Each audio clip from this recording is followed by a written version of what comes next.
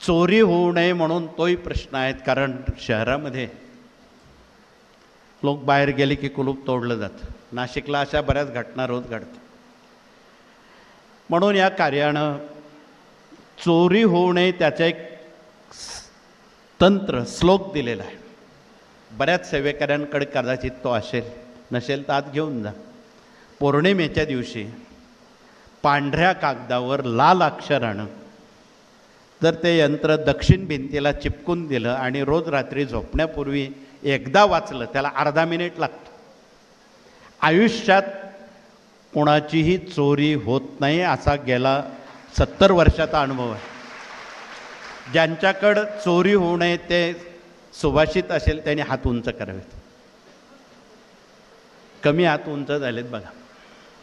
गुरुजी हे सर्वांपर्यंत तुम्ही सांगायला पाहिजे. किंवा इथून घेऊन जाते चिपकून ठेवा, सगळ्यांना द्या, फळ्यावर लिहून ठेवा. ज्यांचा हस्ताक्षर चांगला आहे, व्याकरणात गडबड होणार नाही अशा लोकांनी लिहून घ्या.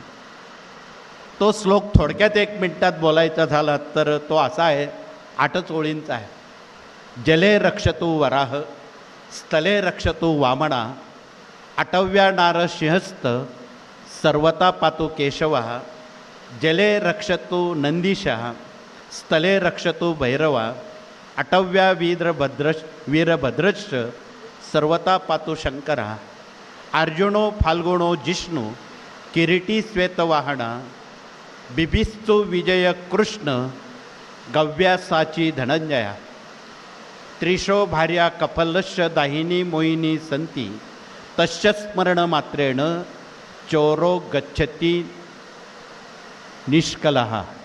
कफल्लक कफल्लक कफल्लक, त्या चोराला कफल्लक होऊन तिथून निघून जावं लागेल. हा जर मंत्र पौर्णिमेच्या दिवशी फळ्यावर पांढऱ्या कागदावर लाल शाईनं लिहिलं आणि घराच्या आतल्या भिंतीला चिपकून संध्याकाळी एकदा त्याचं पठण केलं, तुम्ही निर्धास्त राहा. पण याचा अर्थ दरवाजे उघडे ठेवा असं नाही, गाफीलपणा राहा असं नाही. म्हणून या साऱ्या बाबी प्रकर्षानं आपणाला माहीत असावं. म्हणून जीवनामध्ये निर्माण होणाऱ्या अनंत ज्या समस्या आहेत त्या समस्येवर या कार्यानं सेवा म्हणून मार्गदर्शन केलेलं आहे.